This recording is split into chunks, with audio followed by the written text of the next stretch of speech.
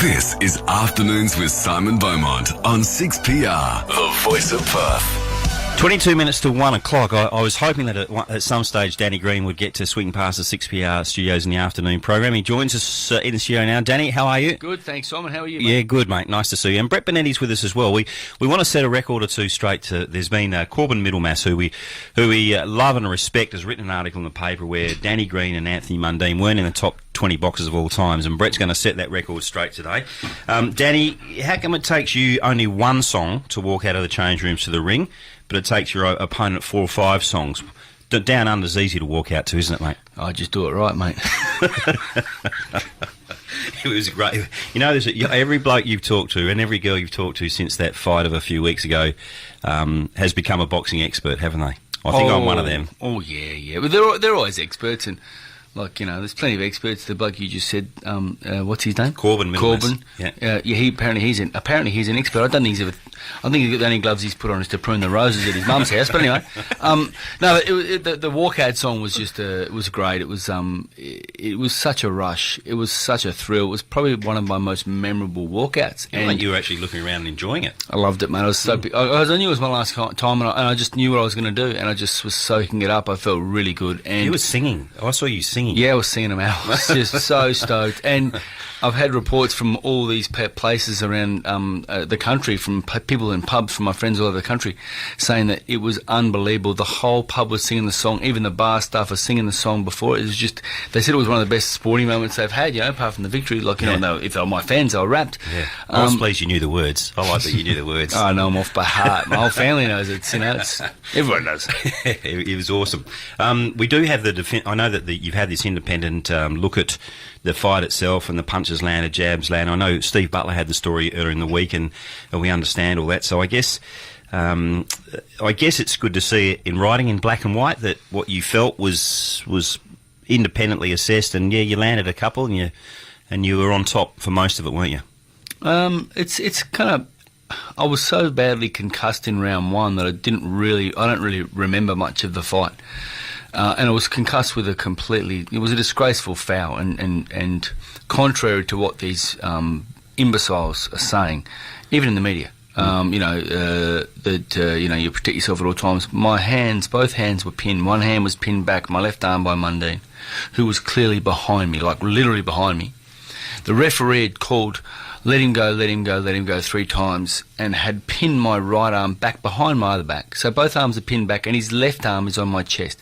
The referee's about half a foot from my face, and the fighting stopped. So I relaxed, as every fighter in the world would do. Even if the first fighter was behind me, you can't do that. But when the referee's holding me back, holding me and breaking us up, and to land a shot, it was really, really poor sportsmanship. But anyway, I was able to continue and win the fight under such adversity.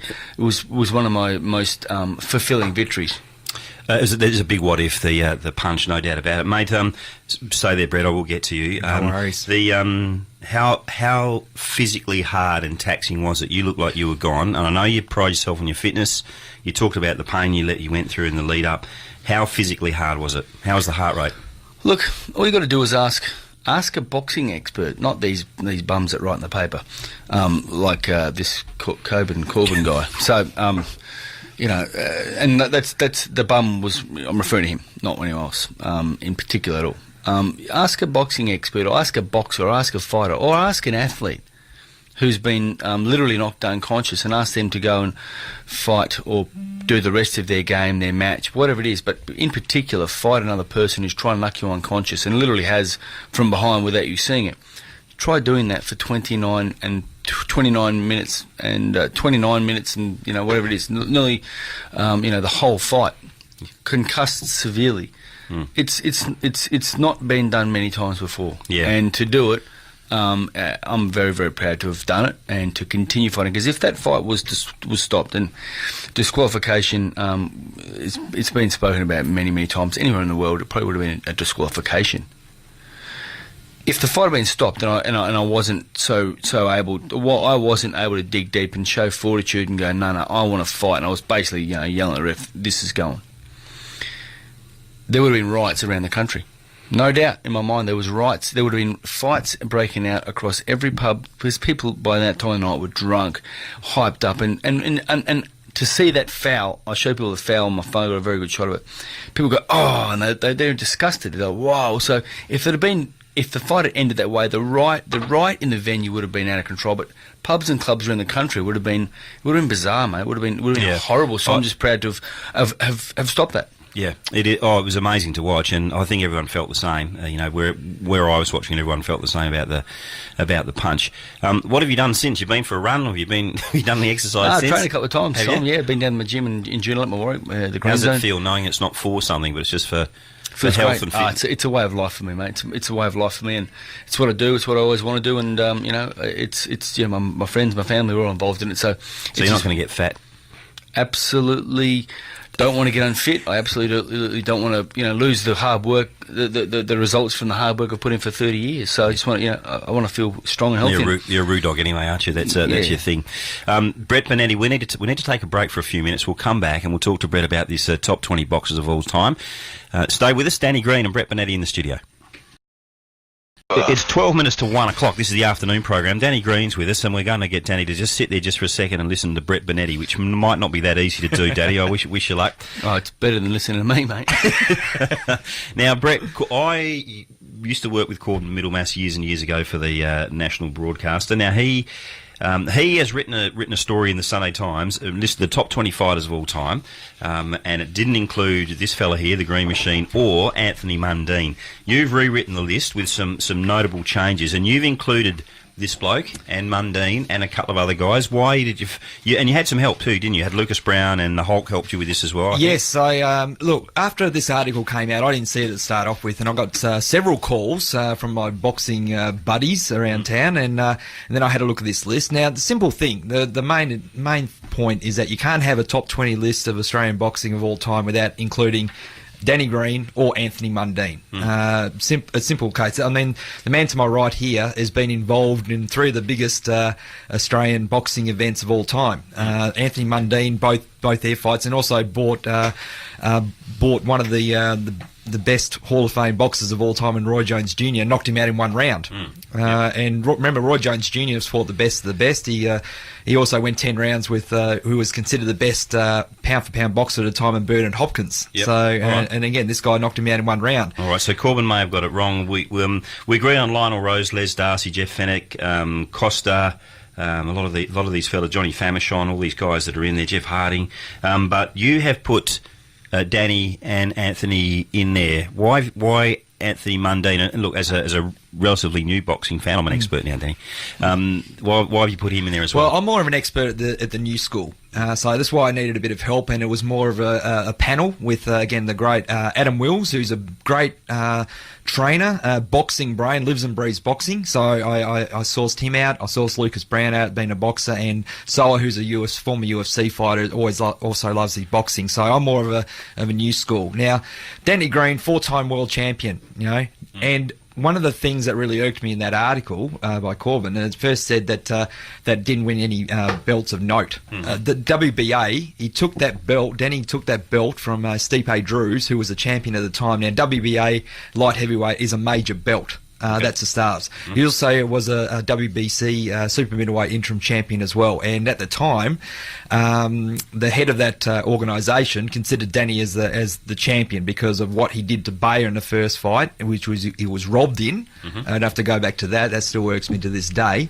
But also went up and beat Eric Luca in Canada and destroyed him and won that interim belt as well. Went to Germany twice. So I can get going on about Danny Green's credentials, but again, you can't have a list of a top 20 without having Danny Green in there. Now, Anthony Mundine has done some great things as well. 2 of the highest profile boxers in the last 10 to 15 years has been those 2, and you saw the results of their 2 fights, the reason why there's so much interest there. He was also a WBA super middleweight champion, one very rare. I've got to give Mundine credit because it's very rare for fighters to go down in weight. It's usually going up. Danny himself went up in weight after he was struggling to make the super middleweight division. He ended up having the rest of his career light heavyweight and cruiserweight. All right. He went down in weight, and it was very rare. So like I agree, and I know I'd always put Danny in the top 20 because I don't want him calling me a bum or driving around my house and finding me and having a chat to me. Well, Dan, it's like it's kind of, it's a bit strange. Someone texted me the whatever it is. I hadn't even heard of some of the fighters. Some of the guys I'd never heard of. Peter Jackson. I thought he was just look. I think he made cigarettes. That's with all respect. I'm being silly, but it's kind of like me claiming that you're a boxing expert. It's like me claiming that I am a skydiving expert because I jump off the roof into the pool. Yeah. It's about the same. It really is. So it's kind of it's a bit bizarre. That's funny. Daniel Gill, you put Daniel Gill in there as well, haven't you? Of course. Yeah. And again, he fought the best and also went over to Germany, won the a major belt in Germany as well. And so did Sam Solomon. So all right. Well, everyone loves a list, especially a sporting list. So thank you for bringing it to us, Brett, to our attention, and Pleasure. thank you to Adam and to Lucas Brown, who also should get an honourable mention in there as well. As being he wanted to be young. number one, but I couldn't put him in there. We all want to be number one, but not all of us are. The Hulk as well. Thanks to the Hulk, mate. We'll get our friends from WA Today who are with us in the studio today. We'll get it on our website, and people can make the comparison for themselves. Danny, we're running out of time, and I know you've got a skedaddle. You've got stuff on. I wanted to ask you. I mean, the obvious question is what next? But what next for that talented swimmer daughter of yours? What's she got coming up next? Aussie champ. She's got her homework and eating her vegetables tonight, mate. That's what she's got coming up next. A 5K swimmer. Would you rather swim 5K or would you rather run 20K? Run 20. Yeah. All day. Tough, isn't it? It's all those kids, man. All those kids that are involved in swimming since I've been watching it the last 3 or 4 years. Just take my hat off to them because they're all so dedicated and so they just put in so much hard work. All of them, and it doesn't matter whether they succeed or they don't. They should really be applauded, and they give up a lot to do it. And not just that, but all sports. The kids who really are disciplined and dedicated want to go all the way. It's great to see, and I've just obviously seen a lot of swimming. Yeah. And seen just how hard these kids all So work. her mum was a swimmer, a gun swimmer, and she gets a little bit of athleticism from both parents, I suppose. Oh, she gets it from herself, mate. She gets it from herself.